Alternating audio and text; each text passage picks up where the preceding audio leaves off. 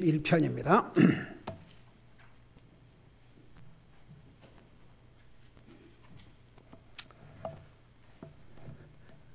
우리 3절에서부터 5절까지 같이 읽겠습니다. 시작. 주께서 나를 위한 피난처가 되시고 원수를 피할 견고한 망대가 되셨나이다. 내가 영원히 주의 장막에 머물며 주의 날개에 숨는 곳을 신뢰하리다. 셀라. 오 하나님이여, 주께서 나의 서원들을 들으시고 주의 이름을 두려워하는 자들이 얻을 유산을 내게 주셨나이다. 아멘. 앉으시 바랍니다. 이 시편 61편은 다윗이 아들 압살롬을 피해서 도망간 곳에서 성령님의 감동을 받아 기록한 것으로 그렇게 보고 있습니다. 61장 1절 3절까지는 피난처, 방패가 되신 하나님께 부르짖는 기도의 내용이 들어있습니다.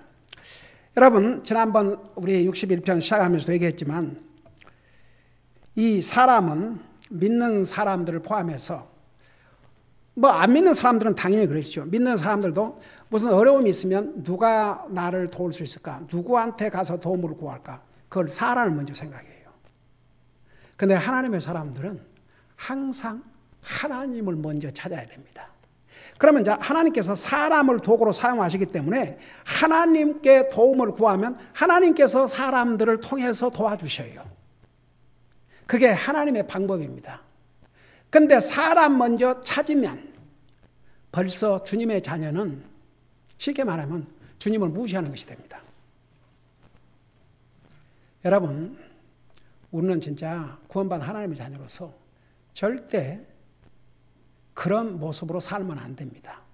주님이 우리 모든 삶의 우선이 되어야 됩니다. 존 맥가더라고 하는 미국 교회 참 귀한 종인데 그분이 그런 얘기를 했어요. If Jesus is not Lord every aspect of our life, He may not be your Lord at all.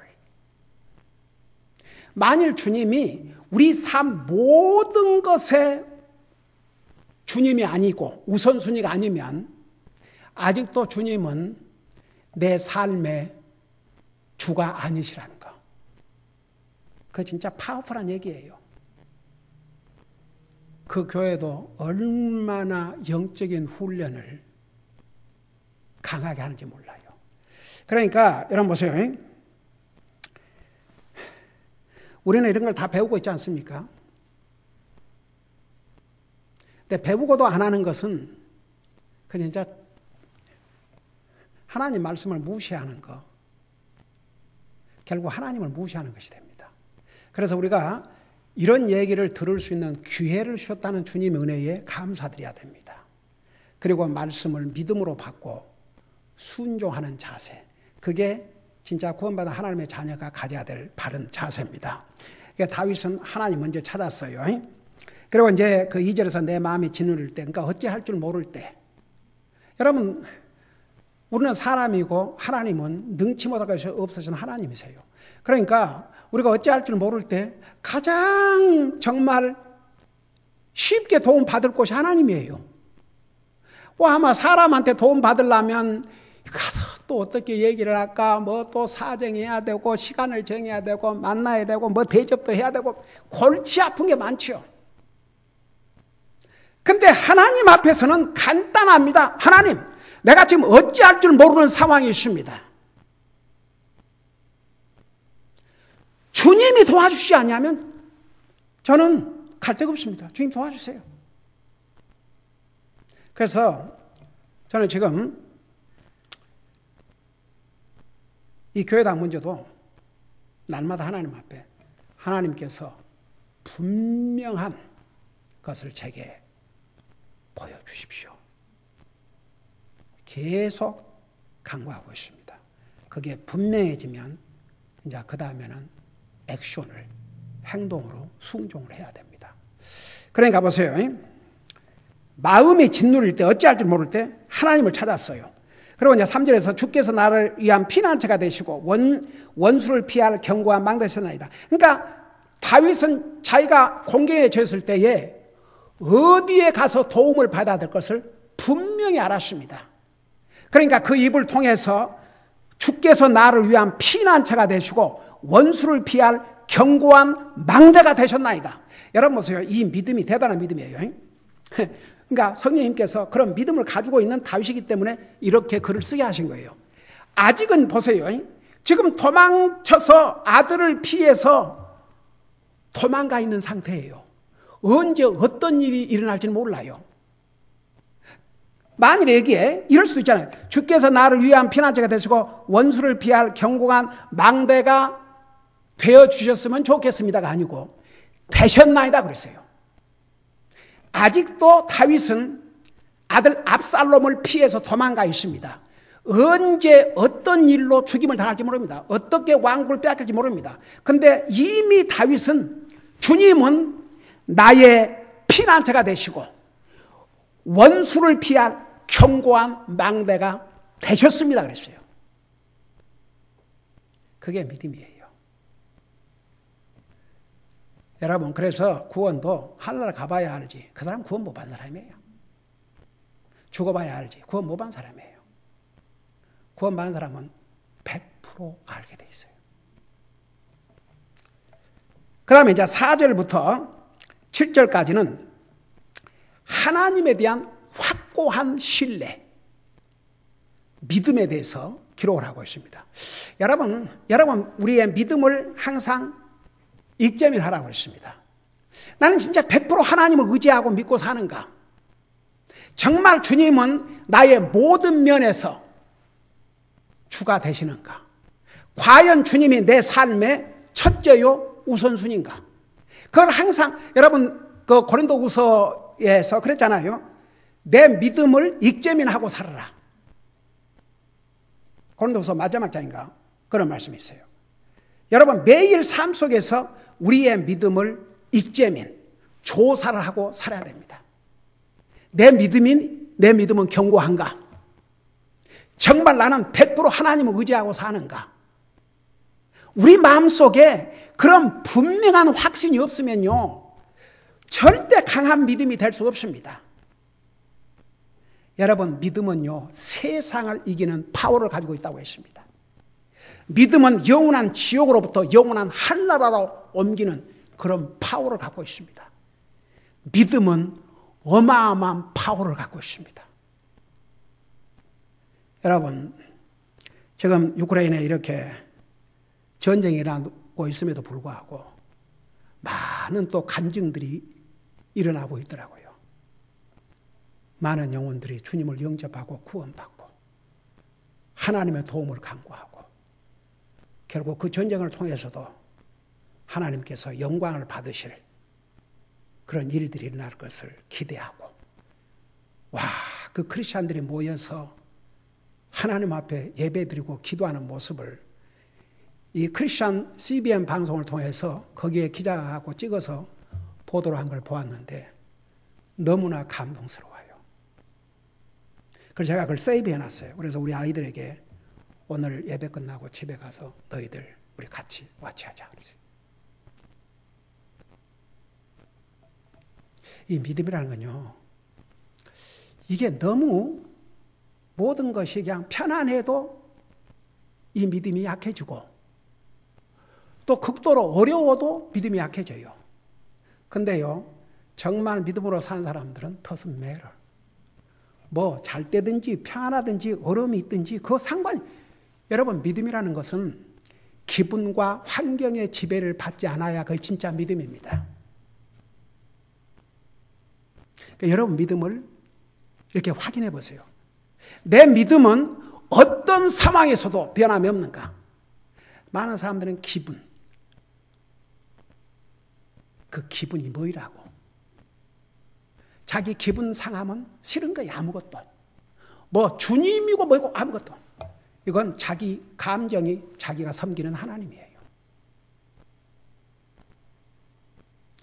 우리는 그 수준을 벗어나야 됩니다. 진짜 성숙한 그리스도인이 돼야 됩니다. 여러분 직접 눈으로 한번 봐요.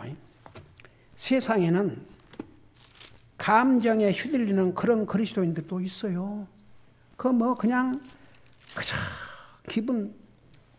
히브리서 5장 봐요.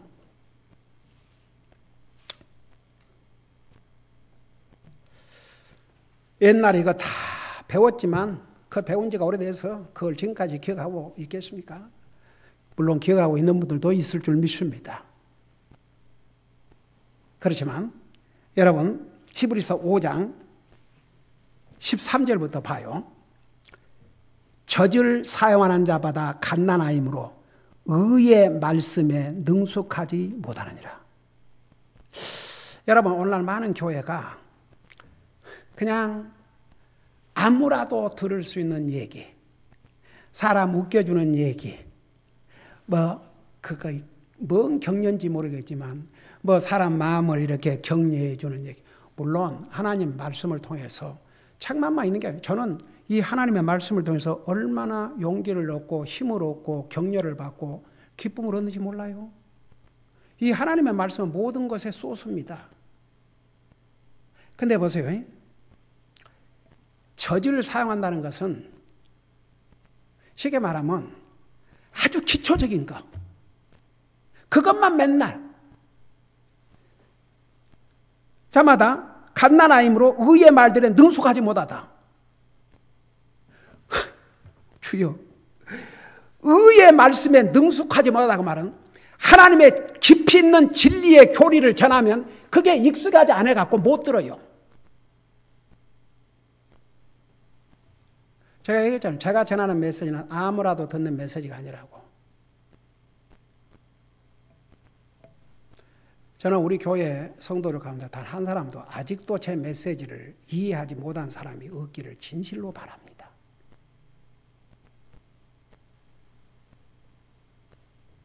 이런 사람들은요, 의의 말씀을 써요. 의의 말씀.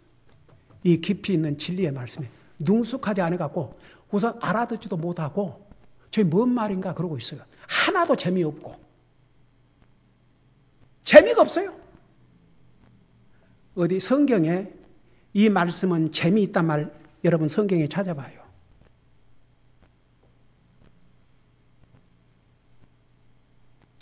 세상적인 그런 재미가 아니고 육신의 이 감각, 이모션을 기쁘게 재미있게 해주는 게 아니고 이 진리의 말씀을 써서 진짜 기쁨.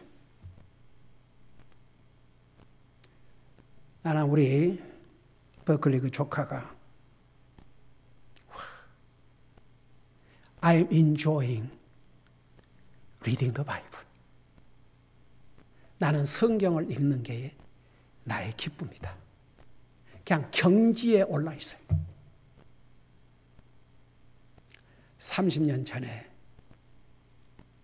고문이 기도하라면 하겠지만 그건 제 스스로 하는 것이 아닙니다. 그러던 그 조카가 지난 30년 동안 어메이징.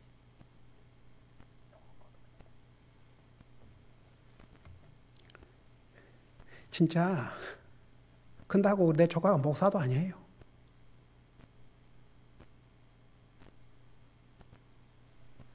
그래도 그 정도는 변화가 돼서 참 멋진 크리스천이 된다 그러면 얼마나 멋집니까? 예.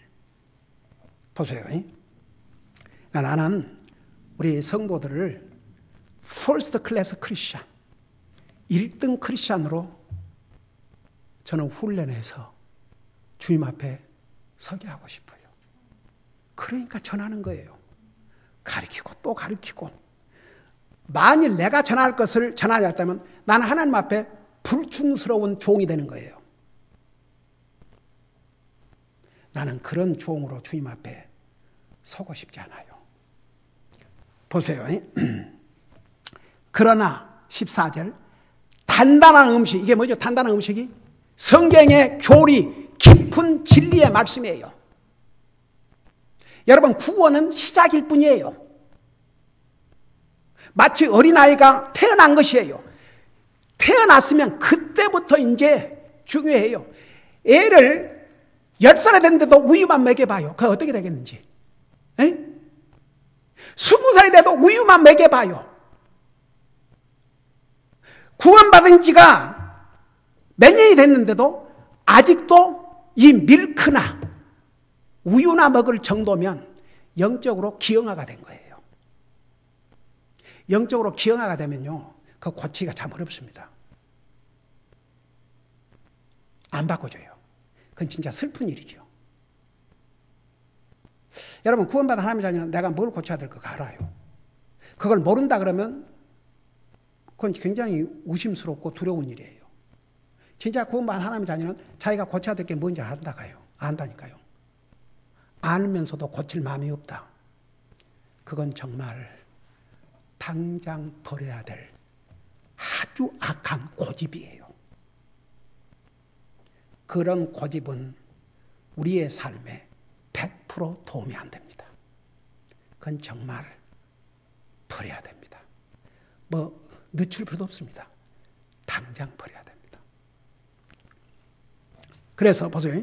단단한 음식은 장성한 자들의 것이니, 영적으로 성숙한 사람들, 그러니까 영적으로 성숙하지 못한 사람들은 제가 전한 메시지를 못 알아들어요. 장성한 자들의 것이니 그들은 그것을 사용하여 자기 감각들을 단련시킴으로, 그래서 자기 감각들, 이게 뭔 줄 알았어요? 이 감정, 이모션, 이걸 훈련시키는 거예요. 그러니까 예를 들어서 하나님의 말씀을 책망을 받아도 그거 삐껴가지고 교회 떠난 사람 많이 봤어요. 와, 참 so sad. 그거 삐껴가지고. 그러면 이 목사가 구원받은 지가 1년, 2년, 3년, 몇 년 된 사람들을 언제까지 젖만 먹여야 되는데요? 그 젖만 먹이고 있으면요, 진짜 믿음으로 성숙할 영혼들은 도리어 떠나게 돼 있어요. 그러니까 저는 그래도 하나님 말씀으로 듣고 자기를 변화시키고 성숙해가는 그들에게 전해야죠. 그러니까 보세요. 이렇게 단단한 음식은 장성한 자들의 것이니 그것은 그것을 사용해 자기 감각들을 단련시킨다 그랬어요. 가령 여러분들이, 내가 예를 들어서 하나님의 말씀으로 여러분들의 잘못된 것을 책망할 뿐만 아니라 개인적으로 불러서 형제님 자매님 이러면 안 됩니다. 이건 잘못된 것입니다. 그리고 고쳐줘도 삐끼지 않고, 아 그렇습니까? 저는 몰랐습니다. 목사님 이런 것들을 지적해 주셔서 정말 감사드립니다. 제가 더 노력하겠습니다. 목사님 감사합니다. 이 사람은 진짜 성숙한 그리스도인들이고 자기들의 감각을 단련시킨 사람들이죠. 그래도 여기 남아있는 우리 성도들은 그 감각의 훈련을 많이 하신 것 같아요. 할렐루야.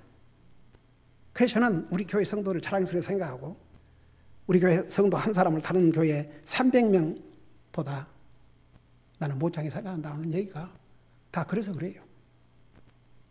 단 한 사람이라도 이 깊이 있는 진리의 말씀을 들을 수 있는 귀와 들을 수 있는 마음과 그 감각을 단련시킨 영혼이라면, 자, 하나님 앞에서 퍼스트 클래스 1등 크리스천을 생각합니다. 물론 순교자들을 따라갈 수 없지만 그래도 순교자들 다음으로는. 그래서 여기 보세요. 그러니까 우리 이거 이모션 아무것도 아니에요. 이모션. 뭔 놈의 구원받은 하나님의 자녀가 그냥 자기 감정 하나를 컨트롤 못해가지고 그냥 감정의 지배를 받고 산다 그러면 이 사람은 믿음으로 사는 사람이 아니라 감정으로 사는 사람이에요. 진짜 정말 믿음 면에서는 빵점.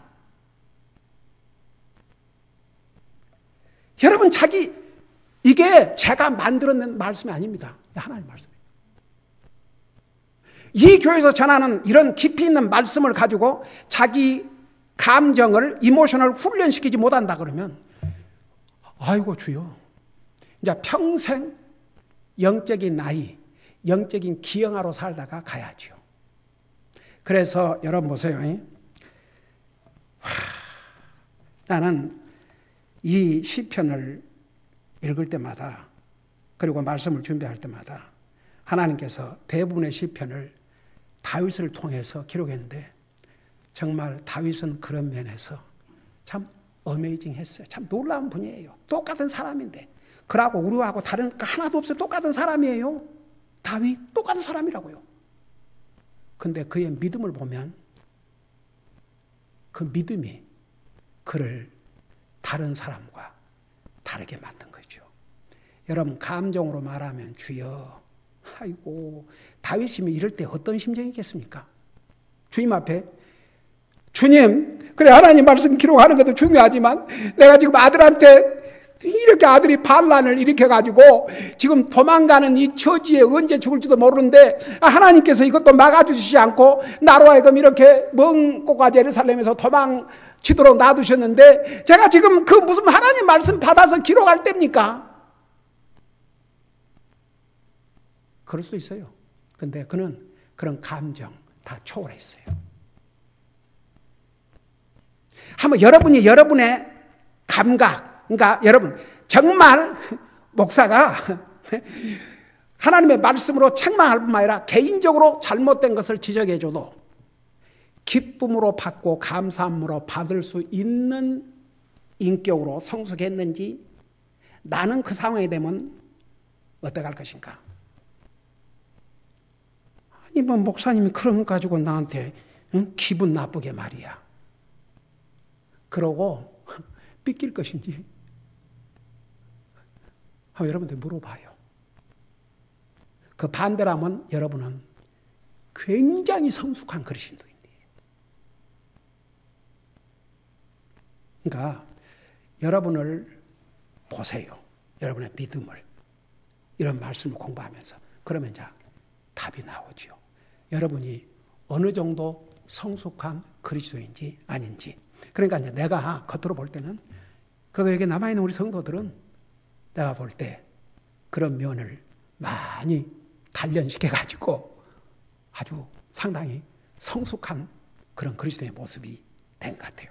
얼마나 하나님 앞에 감사한지 모르겠습니다. 다시 우리 시편으로 돌아가서 그러니까 우리 절대 믿음이라는 것은 감정의 지배를 받거나 환경의 지배를 받는 것이 아닌 게 믿음이라는 거. 감정의 지배를 받고 환경의 지배를 받는 그런 믿음은 그건 진짜 믿음이라고 할 수가 없어요. 그건 뭐 이리 가면 이리 가고 저리 가면 완전히 아무런 줏대도 없는 그러니까 그런 믿음 이상으로 우리는 초월할 수 있는 그런 강하고 담대한 믿음을 가져야 됩니다. 자, 여기 이제 시편에 보면 다시 우리 시편 61편 돌아가서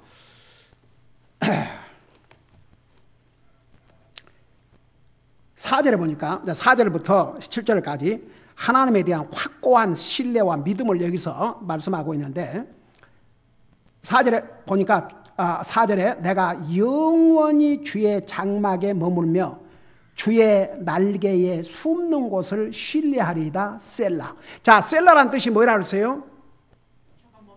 네, 잠깐 멈추었다가 생각하는 것. Stop and think. 자, 그래서 이렇게 생각하면서 진짜 귀담아 들으라는 얘기입니다. 우리 아침에 히브리서 우리 2장에서 이런 말씀을 들어왔음에도 불구하고 더 주의를 기울여야 할 것은 그렇지 않으면 빠져나가 버린다고 했어요. 성경은 하나님 말씀에 귀를 기울이고 들어야 될 것을 수없이 말씀하고 있습니다. 왜 그런 것 같아요? 사람들이 안 들으니까. 사람들이 잘 안 들어요. 그래서 그런 말씀들이 수없이 써요. 아니, 전도소장인가? 내가 하나님의 집에 들어갈 때 말씀 듣는데 주의를 기울이라 그러면서 그 말씀 듣는데 주의를 기울이지 않는 것은 하나님 앞에 악을 행하는 것인데 그게 악이라고 생각하지도 않는다고 그랬어요. 여러분 눈으로 보실래요? 전에도 많이 보여줬지만 그 성경에 다 있는 말씀이라니까요. 내가 하나도 만들어서 전한 말씀이었어요. 여러분 전도서 좀 봐요. 전도서. 전도서. 그저 성경으로 돌아가서 보는 것이 제일 확실하니까 1017페이지입니다. 킹제임스 버전으로. 거기 보니까 5장 1절에 보면 이것도 우리가 수없이 봤어요. 전에. 5장 1절에 너는 하나님의 집에 갈 때 내 발을 지키고, 그 말이 뭔 말인지 아십니까? 내 말을 지키고 왔다 갔다 하지 말라 얘기입니다. 내 발을 지키고 어리석은 자들의 희생물을 드리는 것보다 듣는 것에 더 주의를 기울일지니. 어리석은 자는요, 구원받지 못한 사람들. 여러분 결국 구원받지 못한 사람들은요, 뭐 겉으로 형식적으로 뭐 하면 했다고 생각해요. 말씀에 관심 없고 그 말씀대로 살 마음도 없고 그저 뭐 교회 와고 그냥 뭐 헌금을 드리고 뭐 그러면 자기 할 일 다 했다고 생각해요. 근데 여기서 보세요. 어리석은 자들의 희생물을 드리는 것보다 듣는 것에 더 주의를 기울이니 그들은 자기들이 악을 행하는 줄로 생각지 아니하느니라. 하나님의 말씀에 주의를 기울이지 않는 것은 하나님 앞에 악을 행하는 것인데, 여러분 솔직히 물어봅시다. 교회 다니는 사람들 가운데 하나님의 말씀을 제대로 듣지 않는 게 악이라고 생각하는 사람들이 얼마나 있는가? 한번 물어봐요. 주변에 교회 다니는 사람들이 있으면 물어봐요.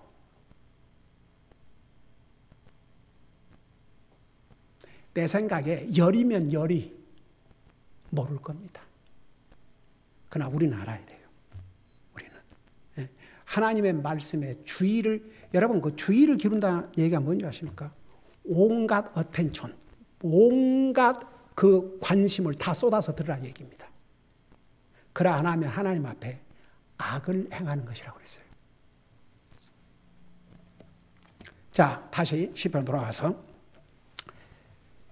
거기에 뭐라 하십니까? 내가 영원히 주의 장막에 머물며. 여러분 옛날에 우리 출애굽기부터 쭉 배워왔잖아요. 그 성막, 태버네클, 그게 이스라엘 백성들에게 어떤 의미라고 그랬어요? 이스라엘 백성들과 함께 하심, 그 프레센스, 하나님의 임재하심을 나타냈어요. 그 지난주에 이 부분을 했나? 한 것 같기도 하고. 그래서 보세요. 하나님의 성막을 저 산 위에 따로 지은 게 아니고 어디다 지었다고 그랬어요? 그 한 가운데다가. 그래서 하나님께서 이스라엘 백성들과 함께 하심을 나타내는 곳이 바로 주의 성막이었어요. 오늘날은 교회입니다. 교회.